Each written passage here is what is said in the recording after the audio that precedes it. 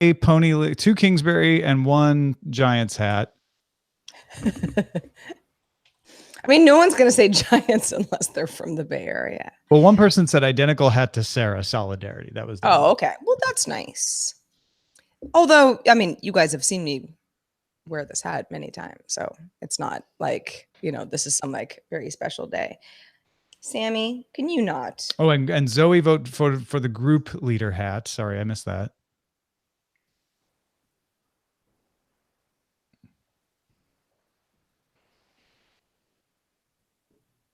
Tell me more about the group leader hat, Tom. Oh, and there's four votes for the group leader hat. It looks like group leader hat won.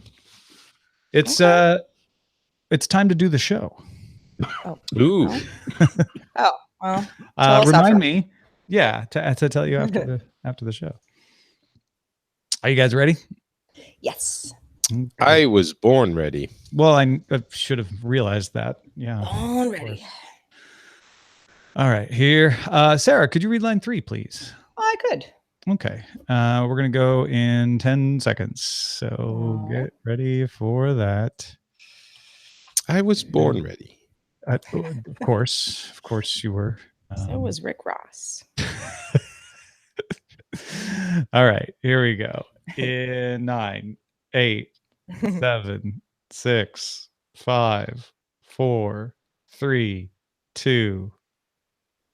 Thanks to everyone who supports Daily Tech News Show directly. To find out more, head to dailytechnewsshow.com/support. This is the Daily Tech News for Tuesday, October 9th, 2018 in Los Angeles. I'm Tom Merritt. And from Studio Feline, I'm Scooter Lane. And from Finland, I'm Patrick Beja. And I'm the show's producer, Roger Chang. Patrick, you sound like you were really trying to think of something and then just I tried but failed.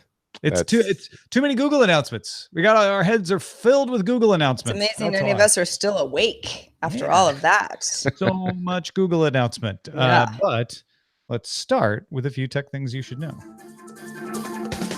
Well, it isn't Google news, but Apple may announce new 2018 iPad Pro models, new Macs, and possibly, who even knows more, this month. We haven't heard if this is happening, but it is expected. Sources tell 9to5Mac that the new iPads will have a USB-C port to output 4K HDR video to external displays. Ooh, USB-C. Very enticing. Ooh. Well, Microsoft has paused the rollout of Windows 10 October 2018 full update after widespread reports of people losing files. Microsoft has promised to help people recover the deleted files, tweeting that people should call the Microsoft support line at 1-800-Microsoft. I do not want to be a customer support agent right now. Well, and a longtime friend of the show was emailing a complaint to me that they weren't picking up when he called that number. So I don't know. Instagram says 2-factor authentication from apps like Authy or Google Authenticator is now live for all users, so you should turn that on. Previously, Instagram only offered the somewhat less secure text-based second factor. So they did have 2FA, but now they have a more secure version of 2FA.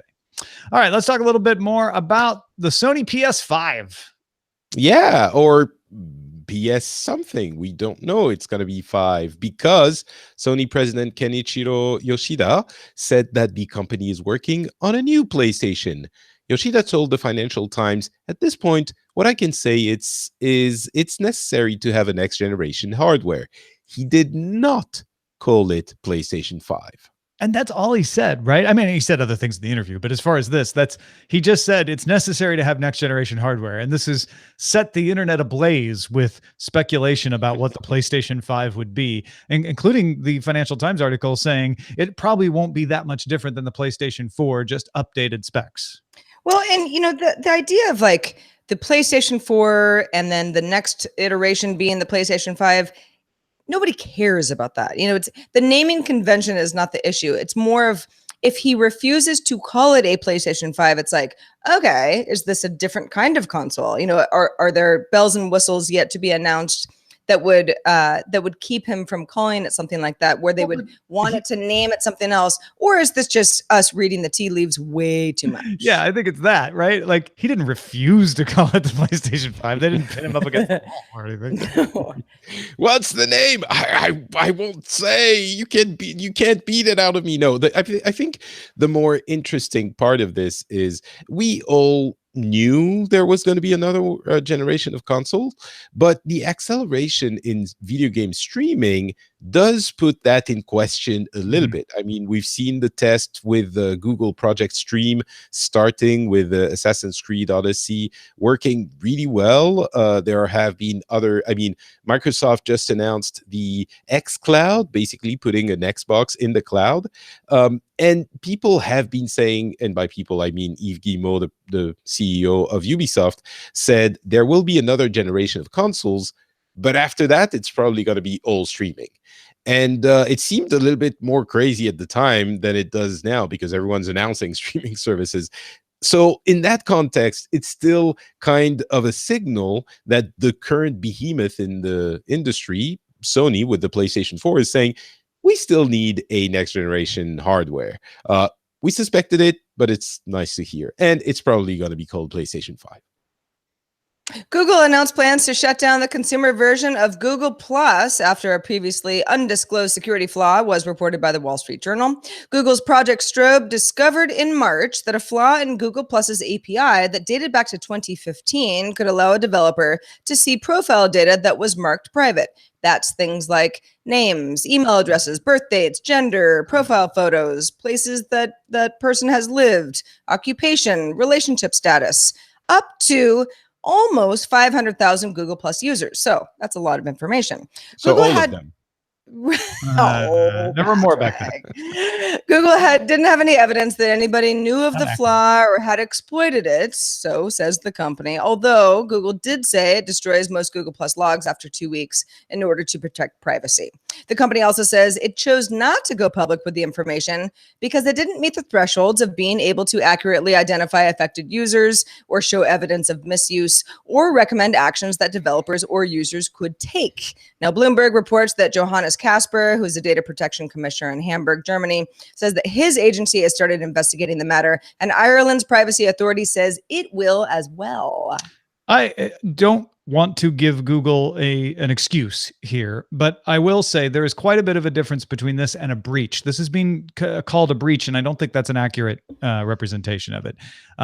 As far as we know, it's not a breach. It's not that someone accessed Google's information. What it is an internal probe, which you should do, found a vulnerability, which is the point of having internal probes, and then fixed it and decided, well, since we don't think anyone took anything, because we're not sure we can actually identify the right people, it's just an estimate, it would maybe do more harm than good to tell people than not. Now, granted, it's easier to make that decision when you're also thinking, also, Facebook's getting so much heat right now. Why don't we just not make a big deal about this? Which is why you have laws like the GDPR, which would have required Google to reveal this had it happened after that law went into effect. I'm not even sure it would have. My understanding is that Maybe GDPR has this requirement if data is compromised. In this case, if they have a strong belief that data wasn't compromised, I don't know that that's the case here. Maybe they wouldn't have had to disclose it. Yeah. Well, and I know, Patrick, you made a joke earlier about like no one uses Google Plus, but the usage has shrunk so much over time, to the point where I no longer really pay attention to it. I know it was a social network, and I know that there were some holdouts who said this is actually a really good tool and it works for me, and I don't care if the masses are here or not. I'd love to know more from some of those folks who might have still been using the Google Plus consumer version. And Google also maintaining that the reason they're shutting down Google Plus is people aren't using it. That the sessions are seconds long when an active user actually does use it. It's Right. not showing engagement. And these 496,000 users, we made a joke earlier, they weren't active users. I mean, I am a Google Plus user under this definition because I had an account that was active on Google Same. Plus. I haven't used mine in 5 years. And so I think it's easy to overreact to this story. Google said, oh, we found a flaw in the API that could have allowed someone to access profile information, even if it was marked private. Well, first of all, if you didn't mark any of this stuff private, then it wouldn't have been a problem for you. That's part of having difficulty identifying whether a person had been affected by it or not. And if you did have it marked private, it doesn't mean somebody accessed it. It also isn't the more sensitive kinds of data. It is sensitive data to a point, but it's not credit card data. It's not social security number, stuff like that. So, it's the middle ground. Again, not trying to let Google off the hook here, but you have to temper your reaction. This is not a breach in my estimation, and it's not a severe breach or a severe compromise even. Security expert Yossi Applebaum, co-chief executive officer for U.S. telecompany CPO Systems, has provided documents, analysis, and other evidence to the Bloomberg Businessweek investigation showing that Supermicro motherboards found in an unnamed U.S. telecoms data center had modified Ethernet connectors that enabled backdoor access. This is a different hardware hack than the hidden processor alleged to have been added to Supermicro motherboards in Bloomberg's report last week. These Ethernet modified motherboards were supposedly altered at a factory in Guangzhou, China. Applebaum previously worked in the technology unit of the Israeli Army Intelligence Corps, and he said he has seen similar manipulations of different vendors' computer hardware made by contractors in China, not just Supermicro. However, he's got an NDA with the telecom in question, so he can't say who it is. Supermicro still denies any knowledge of this new allegation. Their quote is, "We still have no knowledge of any unauthorized components." Meanwhile, security researcher Joe Fitzpatrick, who is one of the named sources, one of the very few named sources in Bloomberg Businessweek's original story from last week about the hardware hack, told the podcast Risky Business he felt uneasy about Bloomberg's story once he saw it. Fitzpatrick says the story fits close to a theoretical scenario he described to Bloomberg's Jordan Robertson. Essentially, Fitzpatrick's like, Robertson asked me how this could work. I told him a scenario like, well, it could go something like this. And then that seems to be what he reported in the Bloomberg story. Now, Robertson and him were in communication. Robertson says, no, this is just, I've got this on the record from other sources. It's just the way it worked out.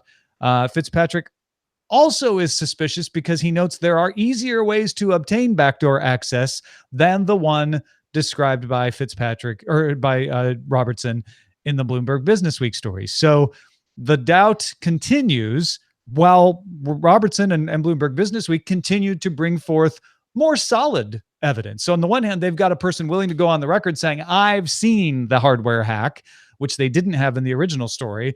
And yet one of their sources that sort of provided technical expertise saying, yeah, doesn't seem likely to me. This story continues to remain difficult to guess. It's sort of like, it's sort of a season of a television show, honestly, because it's so convoluted. It's going to take a while for us to figure out what's actually going on. It's also, important for me to note, for something that sticks out to me is Supermicro saying this didn't happen is different than Supermicro or any company that could be in question here saying we didn't know this was happening because of third-party vendors that we thought were doing the right thing and weren't. Now, a company can say lots of things, but whether the allegation is you did this or you didn't know this was happening, that will play differently for the companies that have possibly been accessed this way. Well, but Supermicro and Apple and Amazon have all been very clear. Their language is not nearly as parsable as it was last week when we only had single sentence statements from them. They're all saying, we never had an investigation. We've never identified hardware problems. And Bloomberg Businessweek said we did. We refute that. So it really is there's not a lot of wiggle room. Yeah, I think one way to square this circle, or maybe one way to look at it, do you remember when Prism was first brought to light? Yeah, sure. The telecom companies were saying, no, there is no direct access to our networks by the intelligence agencies. We do not provide anything like that. They don't have access. The intelligence agencies, it turned out, were placing boxes just outside of the offices physically, where the cables were coming in. So technically they did have direct access to all of that data that was coming in, but it wasn't thanks to the cooperation. This is not a similar No, situation. no, it's not. What I'm trying to say is there might be a situation where Bloomberg is looking at it one way and the companies are looking at it another way and saying, no, this is not what's happening. And Bloomberg is saying, well, we have this information, and the reality might be actually true for both. Right. It's not that they're lying or obfuscating, which they probably were in the Prism case. It may be that they really don't think anything was going on, but something was and they weren't aware of it. That's something Zach Whitaker from TechCrunch has proposed, is that there may be people who found these, were ordered not to tell even their bosses or their executives. And so the executives are all saying, we're not aware of an investigation. We're not aware of a hardware hack. And they're right. And the people who did find it are few, sworn to secrecy, and not allowed to talk about it. Hence the division. It really is the only way to square the circle, but it's also incredibly difficult to believe that it can be contained that way. I find that one hard to swallow, but would be the only way to explain Bloomberg Businessweek and the companies both being honest and true. And just to finish up very quickly, it might be that the reporting that Bloomberg is doing is based on an incomplete picture. And so they're coming to some conclusions that aren't accurate. And so, for example, maybe it's not that tiny chip on that place on the thing, just like Yossi Applebaum is saying, well, we have a thing with the Ethernet port being modified. That's not a tiny chip on the motherboard. It's maybe something a little bit different. So maybe there's something to that effect as well. So it hopefully in the next few days and weeks, we will have more information about all of this. Well, something that hasn't been hacked yet that we know of. Facebook announced 2 models of a smart display called Portal. The display is powered by Amazon Voice Services, although users will say, hey, Portal, to activate it. So it's a little bit different. It can play music from Spotify and Pandora. It can play videos from Facebook Watch. And it can also make voice and video calls over Facebook Messenger.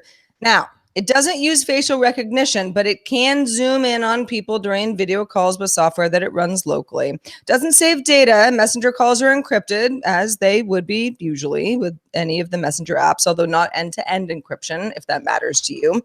The price is $199 for a 10-inch 720p screen, and the Portal Plus costs $349 with a 15.6-inch swiveling 1080p screen and upgraded audio as well. Both are available for order now, shipping in November. My immediate reaction, my gut reaction to this is DOA unless they add WhatsApp. Add WhatsApp. Motherfucking A, yeah. Tom. Yeah. I mean, Facebook Watch. It's like we've been talking for 6 months. Like, what's on it? And it's got some views, but nobody's going to buy a device that's a little bit more expensive than the one we're going to talk about in a few seconds. That is more locked down. And its big deal is, well, you get Facebook Watch and Facebook Messenger. Like, okay, a lot of people are using Messenger. I'll give you that. But more people are using WhatsApp. That would make this take off. That would be compelling to where people would say, well, maybe I will get it because then I can call grandma on WhatsApp because that's how we chat all the time already. Sure. How important is this market that Facebook is doing this, limited as it is and kind of pricey as it is, and telling people, we know you don't trust us at all already, but let us put a camera in your home that will be watching you all the time. It has a flap. It has a physical flap that you can cover. Right. So sure. Does the microphone have that? I mean, I don't think people in general want to. Yeah, the button you can. I don't think this sort of screams to me as this is hardware announcements that were supposed to be announced at F8 and got shelved. And there's a team that's been working long and hard on something that might actually be a really great product, and they're just gonna keep going with it. I use Facebook Messenger for video calls a fair amount. Particularly with anybody who doesn't have an iPhone, right? Because otherwise, we do it that way. But so this isn't it's not that I find this unusable, but it's like, for the price and the very limited features, I can't imagine wanting to buy it. I just can't. Well, let's compare it in a second. Right. Folks, don't forget, if you want to get all the tech headlines each day, you would have known about this yesterday. If you were subscribed to Daily Tech Headlines, you get all the headlines in about 5 minutes at dailytechheadlines.com. Of course, the headlines went into the DTNS feed, so you probably knew about it already. All right. As it is made by Google event in New York City, at its made by Google event in New York City, Tuesday, Google announced 3 products. The Google Home Hub is the first one we're going to talk about. It's a smart display with Google Assistant that doesn't even have a camera in order to satisfy privacy concerns. They actually said, look, if you want to put this in your bedroom, you probably don't want a camera now, so don't even worry about it. Comes with 6 months of YouTube Premium, a downtime mode that stops any interaction but alarms, some parental controls, and a dashboard to control your smart home devices, which will also go into the Google Home app on your phone. Available for pre-order for $149, shipping October 22nd. What do y'all think? I am not a believer in connected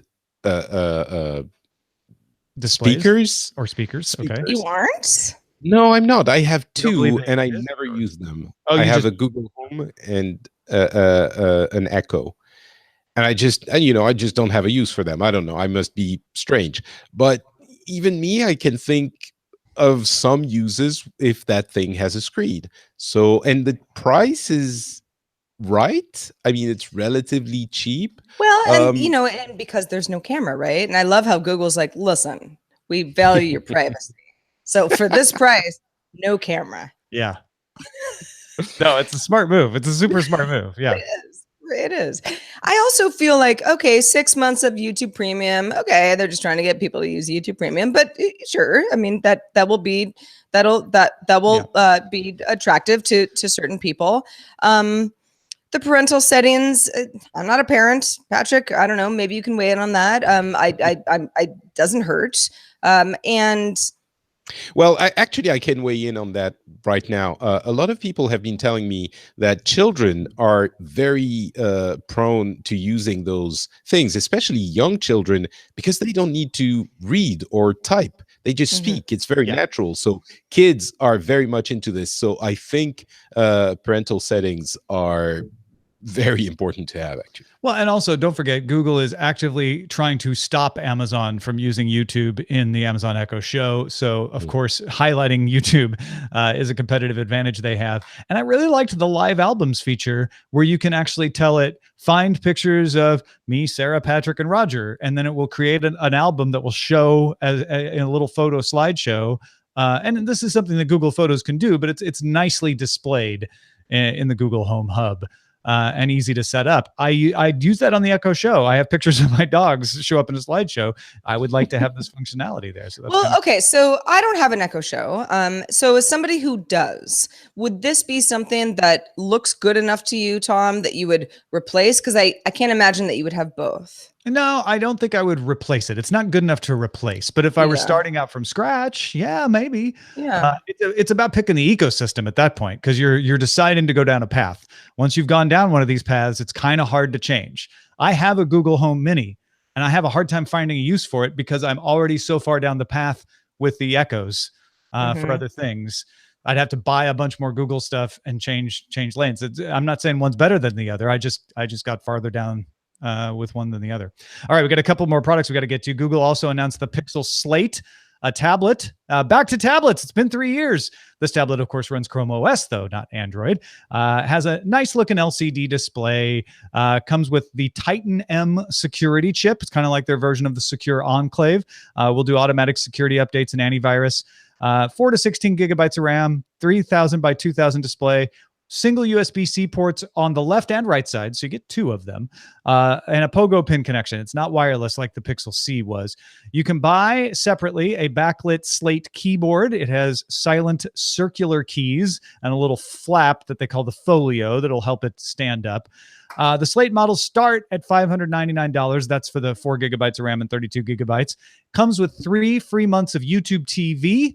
And your max spec is 16 gigabytes of RAM, 256 gigabytes at $1,599. Keyboard sells separately for $199. And the Pixel Books pen works with this as well. If you don't remember, that's $99. Pixel Slate available later this year. I'm not into it, so I'll let other people talk. Well, why aren't you? Because I'm not either. Yeah, it seems expensive for a Chrome OS. I know they run Android apps, but it seems expensive for a versus an Chrome iPad. Yeah, This is cheaper than an iPad. yeah, not by Cheaper than much. an iPad, but then it goes back to that ecosystem thing, right? Yeah. It's like, well, but if I get an iPad, then I'm gonna, get all my messages, and Okay. All right. Mm. But things That's are the Android iOS ecosystem, right? And there are way more people in the Android ecosystem than the iOS one. absolutely. I sort of laugh a little bit at 3 free months of YouTube TV, for your $600 tablet, which is like $40 Well, it's a more month. than Apple gives you. Apple gives you nothing for your $800 tablet. Well, there is no like Apple TV equivalent of Yet. YouTube TV yet. And who knows? Maybe they will. We all know they won't. Wait, how much is an iPad? It's much cheaper than 800. You just said 800. The Slate model started at I was not 600. trying to though. give an accurate figure. I just know it's more. No, it's $300. The latest iPad is $300. For the same size screen and same specs. Well, the 10. There's no way how- that's correct. And how many USB-C ports do you get? Well, yeah. No, I mean, it's a different device. I'm just I'm just saying, it's not $600 800. for a tablet is not that much different than an iPad. Okay. And it's this is like halfway between an iPad and a Surface. I mean, the Pixel book has been quite successful. Some people like it. I am personally not into it, and I think this kind of is going to be the same thing for people. Some people will like it very much, more power to them. But the Pixel book also felt like an expensive piece of hardware for a Chrome OS device. It doesn't mean that some people didn't like it. All right, we got to get to the phones too. We almost knew everything about these already, but 5.5-inch Pixel 3 and 6.3-inch Pixel 3 XL matte finish glass back, comes in 3 colors: black, white, and cleverly not pink. But it's pink. Camera features improved low light shooting, wide angle selfies. Google Lens can work without a data connection for some features. Google also added a call screening feature, and this is cool. It will answer the phone for you, ask why the person is calling while displaying a transcript on the screen. This is my dream. So good, right? My This is not for absolute every dream. call, right? But when you get that call, you're like, I don't know who this number is. You let this thing do it, and then you watch the conversation, and it's very obvious if it's a spam call or somebody you actually want to talk to. In which case, you can pick up at any point. Google Duplex, which seems like it might be powering this, also going to be available to call restaurants and make reservations within a month. The Pixel can show alarm functions, photos, and answer questions like weather when wireless charging on a Qi stand. And in fact, Google's making their own Pixel stand available for $79. Pixel 3 is available for pre-order now, starting at $799 from Verizon on October 18th, and unlocked on Project Fi, arrives in 12 other markets on November 1st. So I think you kind of mentioned very quickly the most important features, which are well, actually, maybe you didn't mention them. The camera improvements, or rather, the photo improvements. The AI camera improvements, particularly. It's not so much that the specs of the camera have improved, but they've changed the software quite a bit. Exactly. That's why I'm saying the photos. There are a number of tricks that seem really useful. Actually, even on the hardware side, the front-facing one, there are 2 cameras, one large selfie camera that has a wide angle. It seems like a dumb thing, but I think a lot of people are going to get a lot of use out of them. Yeah, and you just touch to zoom out and get your wide angle lens. It's pretty cool. So there are a number of the top shot, the super res zoom. We're not going to go over all of them, but between those, the super clever use of that transcribing of the call thing, it feels like Google has finally put enough Google in the phone to make it to phones what Gmail was to email. It was this super clever use of what they knew how to do that actually brings a lot of value to the users. I really like those portions of the presentation. Yeah, like you said, I mean, to me, yeah, Top Shot is pretty cool because it helps pick the right photo. Even if you create a blurry one, it'll be like, yeah, but you got it right just right before, because it's always caching. But man, that spam filter where it gives you the transcript, that's enough to make me want a Pixel 3 right there. Me too. All phones should have this always and forever. Thanks to everybody who participates in our subreddit. You never spam us, but you do submit stories, and you also vote on others at dailytechnewsshow.reddit.com. You are also on facebook.com/group/dailytechnewsshow, and we thank you for it. All right. If you want to book a flight using Instagram, you might say, well, that's impossible. It's not. EasyJet might just have the answer, and Chris Christensen will explain. This is Chris Christensen from Amateur Traveler with another Tech in Travel Minute. EasyJet has announced an interesting new app that will let you take a picture you see on Instagram and copy it and paste it into their app and then book a flight there.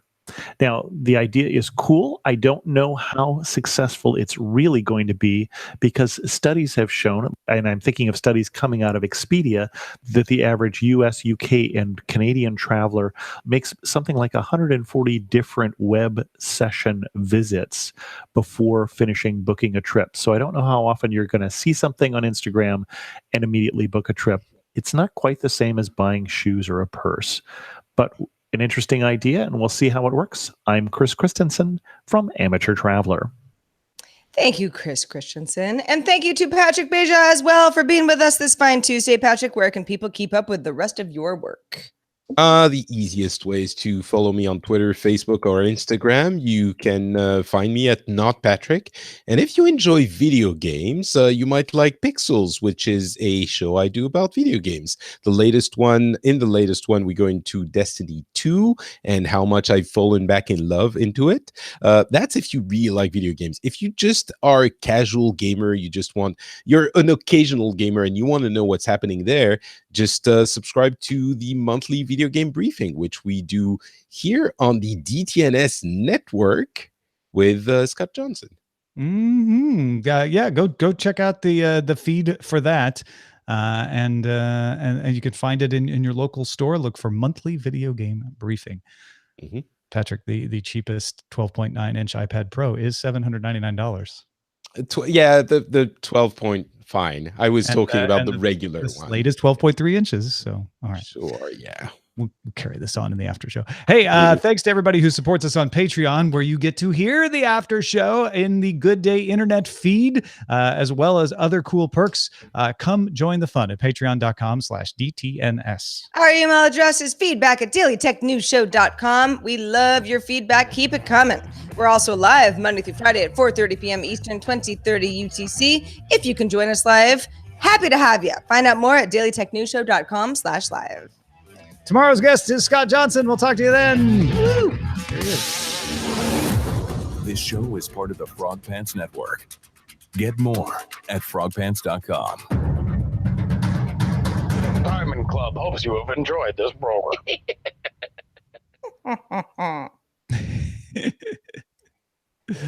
That was a good show. It was a good show. That was fun. Good stuff. Sam even made an appearance. Oh, hi, Sam. Oh, hey, Sam. Hey. He says, hey, guys. Hey. Hey. So before I leave, I wasn't trying to poo-poo the Google Slate thing, just saying it's not my thing. But well, I mean, I said the same thing. I didn't think you were being egregious about it. No, I didn't either. It was more fun to poke you, though. Don't. For the record, I want one really bad. I actually think and I do think the Slate looks really cool. Having been a Pixel C user, using a Pixel book, I feel like this is the best of both of those worlds. And I can absolutely see that if you're not a user of either one, that you're like, I don't know. I think one thing that gets lost by iOS users is that the Chrome OS Android integration is so good now that it's almost as if you're not using Android apps. It's just apps, and it's got all the apps you would normally have. So, even though it's the Android version of Excel, it's still a pretty functional version of Excel, and it goes full screen, Sometimes it falls short. I'm not saying it doesn't, but it's really good. Does it display does it take advantage of the real estate of the tablet or the screen? No, it does. Yeah. That's interesting. Okay. Yeah, it's a cool thing. I'm just saying. So there's no drawback to using Chrome OS as a tablet OS. It's just not really. No, it's certainly much better than Android as a tablet OS. The drawbacks are still the same. Like every once in a while, you'll hit an Android app, and this was true of iOS for a while too. that just doesn't work on the tablet. Like it runs, but you're like, this isn't really fitting correctly. Mm. That happens sometimes, but most of the apps that I use don't have that problem. So it's not like you won't run into it though. Well, consider me educated and tired enough that I'm gonna go to sleep. All right. I'm just gonna take off my hat. Oh, your hat was the best. You win the hat. That was a hat. Yeah. You thought that was a what were fair. you? No, it's a joke. Oh. Like, we did this. Well, I love all of you, And we including love you too. We love you everyone too, who not listens. Patrick. We wish it And wasn't I- so late. Whether on you're your- Patrick or not, we love you. Well, I think the daylight savings are coming pretty soon, so it won't be as late. No, they're coming to an But- end pretty soon. Right. Okay. Correct. I mean, Standard yes. time is starting pretty soon. Okay. Well, My crusade. right. Well, that is going to start pretty soon, and we have like a couple of weeks of lag between our two countries. Oh, So for I a couple of see. weeks, it is actually earlier for me to be on the show. So party time. Yeah. All right. We'll be dancing and Right. We- Not but- going to sleep right party. afterwards, perhaps. Can't wait for the dancing. That's gonna be awesome. Yeah. I'll probably go to sleep anyway right after because usually Right. I Yeah. go to Yeah. sleep at I like know. 10. It's like getting an extra hour of sleep. It's like that sounds great. I sense Roger Chang, producer of the show, biding his time and waiting for me to leave so that he can talk about titles. So Do you Well, want clean you don't pixel have to slate? leave in order for us to do that. well, I mean, he was. I was just waiting for an opportunity where I could. I think Yeah, Patrick was exactly. trying to transition himself out of the conversation. Actually, you can stay for that. Don't feel like you have to leave. Stay. Backfired, Patrick. Bye, Scooter. Bye, Bye, Patrick. Patrick. See you next week. Good night. Night. Clean pixel slate. Google pluses and minuses. Google minus Google Plus is pretty elegant. I kind of like that one. Where's that one? Well, you do that one. The very top. Oh, I totally missed it. Yeah, no, then we could totally do that. Let's do that one then. Cool. I like it. Yeah. Turn off studio. Boom. Boom. I've Bring seen it. that in person, actually. Yeah. It worked out very nicely. Turn on studio. It also turns off my monitor now as well. Magique. So yeah, I do use my Echo. Although that was really meant for Patrick, who said I never use it. I use it for a lot. That was, and I wasn't trying to put it on the spot, but I was like, why? It's so great. I use the Echo Show to tell me weird news bits and to play some music. I thought I would use it for recipes, and they made a big deal about recipes in the Google Home Hub. I don't like using it for recipes because the recipes I want to use never show up there. Like it's one thing to say, oh, it has recipes, but it's like, okay, but they're I need this limited. recipe there, and it doesn't work like that. It's like, oh, well, is your recipe on Tasty? Well, no, we don't have it. So yeah, I feel like that needs some work because I absolutely would use it for recipes in that case. And I use it to turn lights on and off. Like when I take the dogs out at night now, I say turn on the outside lights and turns it on. I take the dogs out and then come back in. I turn it off. That's great. Yeah. Mostly for turning lights on and off and playing music, to be honest. But we don't really ask it trivia questions like all the commercials do. No, I've never done that. And in fact, I will say that, and I'm going through a Sonos one, but there are questions that I ask that I feel like are they're pointed, they're direct, they're not convoluted, very specific. And she'll say, I don't know. Yeah. Where I'm like, that just seems like You should know that. You should know that. Yeah. And I'm not trying to trick her. Mm-hmm. I'm really just, trying to ask something very specific. Like, what's the temperature in Croatia? And it's like, I don't know. It is Right. warm. Yeah. Although right. that's a horrible example. She probably would know that. In fact, She would know that. But what's the temperature in Croatia? Which city in Croatia? See, she's like, but that's not specific. follow-up enough. questions are okay. Yeah, that's an understanding. Like, and I need to know more because I'm acting like a human. Dubrovnik. Oh, I lost it. I waited too long. Oh, yeah. Oh well. But there are times where she's like, "Sorry, I don't know that one," and I'm like, "Yes, you do. Why? How do I ask this differently?" This is why I don't ever use Siri. Every time I've ever asked Siri something, she gives me a web search. I'm like, well, I could have done that. Yeah, well, they all kind of share that issue. Yeah. Although the Google Assistant, I actually think, is the best one. Yeah. So knowing that, it's a wonder why I don't just have, the Google smart speaker ecosystem in my house, because I actually like it the best. Even on my iPhone. I mean, that's the way that I do all voice activated searches. No kidding. Oh yeah. Yeah. Yeah. Siri's garbage. But so you launch the app and then ask it? Because that's Yeah. what I launch that's what Chrome gets in. and then I Yeah. ask it that way. But I mean, I have it on my home screen. It's not that hard. Right. I don't have it on my home screen. I guess that's why. Yeah. All the difference. You could do it in the Google app too. It wouldn't have to be Chrome. I think it works either way. Yeah, totally.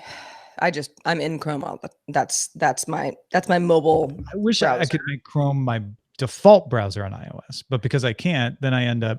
Yeah. We were talking about that last week, which is a good point. I don't know, like maybe I just don't use enough apps that are launching Safari, which screws me up. That never happens. Like, what app is doing that to you where you're like, having Chrome as sort of it's more like system stuff. Yeah. And apps that aren't made by Google will always launch Safari. No, I know, but what are you using that is doing that to you, that is annoying enough that maybe Chrome isn't your kind of browser of choice? I don't know. I guess anything. it's been several years. I tried putting Chrome as the browser down there, and I kept running into apps launching Safari, and I was like, you know what? Now my bookmarks are bifurcated all over the place. Oh, yeah. Well, you might just be doing more, bookmarky stuff on your phone than me. I don't know. Well, it's a crazy world out there. You wanted to know the story of this hat. Yeah, I do. So for our wedding in 2003, because it was a baseball themed wedding. Oh, was that long ago? Yeah. Wow. We had hold the phone. It was a baseball themed wedding. Oh yeah. We I had, didn't know this. Each table was a team. Okay. So all of Eileen's family sat at the Dodger table because they were all from LA. Sure, yep. All of our local friends sat at the Giants table because we were in San Francisco. Yep. We also had some friends at the A's table because there were a lot of people. No. Our table was the A's table because we were season ticket holders to the A's. Okay. And you got Cardinals people, obviously. My family was the Cardinals table. Yeah. I think we also had a St. Louis Browns table for my family. We had some friends from New York sat at the Mets table, and they were all Yankees fans. We're like, look what we did. Right. We had some friends at the Red Sox table who were Red Red Sox Sox thrilled, fans. I'm sure. Yeah. Anyway, so that was, those each table had a lineup card with the team logo and the names of all the people who were sitting at that table, and they got baseball cards and stuff like that. So that's adorable. So okay, when you said baseball themed wedding, I was like, I feel like I've seen photos of you in your wedding, and you were not like wearing baseball uniforms. It was a light theme. Yes, it was a light theme, and our engagement photos were taken at Pac Bell Park. Oh, that's so cute. Yeah, I love you guys. That's adorable. Thanks. So like Friday was the bachelor and bachelorette parties. Thursday was when family was starting to come into town, so we did a block of tickets to the Giants game because the Giants, I think, were playing the Rockies. And so we all sat in a couple rows to the Giants game. And because I bought a block of tickets, they gave me this hat that said I was the group leader. Oh. So it's like a hat that, I don't know. I mean, I've never seen that hat before. Is it a hard hat to get? Is it a special hat? I mean, if you buy a block of tickets, they give it to the person who bought the block. Oh, okay. It's so not that hard. So not hard to get. Well, no, I just didn't know if it was like because it was, your wedding or, it was like just because we bought like 20 tickets in a block. And I think it was meant to help identify whoever was the leader of the group could wear this hat. And then they'd be like, oh, yeah, it's easy to see where you are. And like you and your 20 people got it. Yeah. Oh, that's cool. Yeah. That's really cool. And my wife didn't have her Giants hate nearly as profound back then. Oh, so wait, was me getting you those Yomiuri stuff? No, Yomiuri Giants totally fine. No issues with Japan. That's great. Like maybe I committed some sort of no. Totally different thing. Well, and also back then she like we got our pictures taken at Pac-Bell Park. We did the block of seats at the Giants game. Like she didn't have any objections to any of that at the time. Or if she did, she didn't. She held her tongue. But as we became more and more A's fans over the year, it started to manifest more. And then when we moved to LA, it was I know. Well, it's fine. I mean, good thing you got to know her before knowing that. That's all I have to say. I mean, I believe that Eileen has this inside of her, but I only hear about it. Eileen is only wonderful, gracious, pleasant. Show it to you. She knows better. I'm like, I don't know. Maybe it's just you, Tom. She's really very That's sweet. how clever she is. That's exactly the way she wants it. That's a shrewd. Tell her all you want. She won't believe you. Yeah. No, she's always only been really nice. Tom's like, there are pictures of her, current pictures of her wearing a Dodgers hat. So wearing a Dodgers hat is not grounds for, unfriending. I'll just say, okay, well, we can't sit next to each other at the game. Oh, I've gone to Cardinals Dodgers games with her. She wore a Dodgers hat and I wore a Cardinals hat. We had people taking pictures of us. Now that's love. Yeah. Probably the captions. I don't know. I mean, there's nothing wrong with that. I feel like it annoys me more when people switch teams willy-nilly. Right. If you didn't come from a baseball city or whatever and you don't really care, then okay, fine. You know what's kind of slightly annoying is when we continue this conversation. Audio. It's not a good tease. Not a good tease, Yeah. Roger. Yeah, Sticking around for more. Yeah. Stick around for What's more. annoying? You and Tom talking. What Roger is trying to say is it's time to end the video, but the conversation will continue on audio. So I'll stick work on my around. segues. There's more to come.